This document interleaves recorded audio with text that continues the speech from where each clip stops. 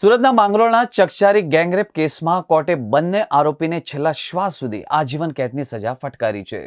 4.5 મહિના પહેલા નવરાત્રિના સમયે કોસંબા પોલીસ સ્ટેશન વિસ્તારમાં સગીરા પર થયેલા ગેંગરેપ કેસમાં કોર્ટે ઝડપી ટ્રાયલ ચલાવી માત્ર 130 દિવસમાં ચુકાદો આપ્યો છે।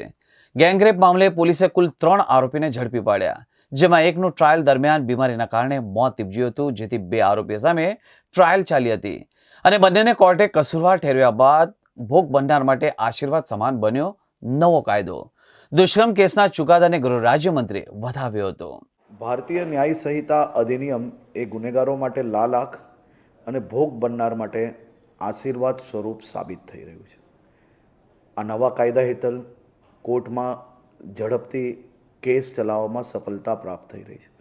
ગુજરાત સરકારે આ નવા કાયદા અંતર્ગત અનેક લોકોને સજા અપાવવામાં ખૂબ મોટી સફળતા પ્રાપ્ત કરી છે।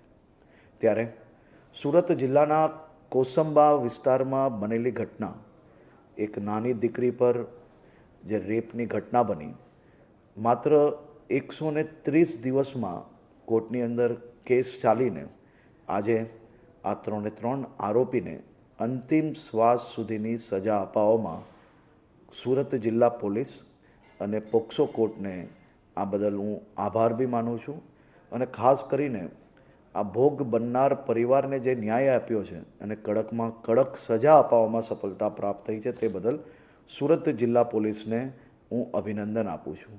આ નવા કાયદા અંતર્ગત આવા અનેક ગુનાઓ છે કે જેમાં ગુનેગારોને આપણે સજા અપાવવામાં ખૂબ ઝડપથી સફળતા પ્રાપ્ત થઈ છે। હું આ નવા કાયદા બદલ દેશના પ્રધાનમંત્રી આદરણીય શ્રી નરેન્દ્રભાઈ મોદીજી અને ગૃહમંત્રી શ્રી અમિતભાઈ શાહને ખૂબ ખૂબ આભાર માનું છું। આ જ પ્રકારે આવનારા દિવસોમાં અનેક ગુનાઓમાં આ ગુનેગારોને સજા અપાવવા માટે ગુજરાત સરકાર રાત દિવસ એક કરીને કામગીરી કરી રહી છે અને એક દીકરીઓને ન્યાય અપાવીને જ જપશે।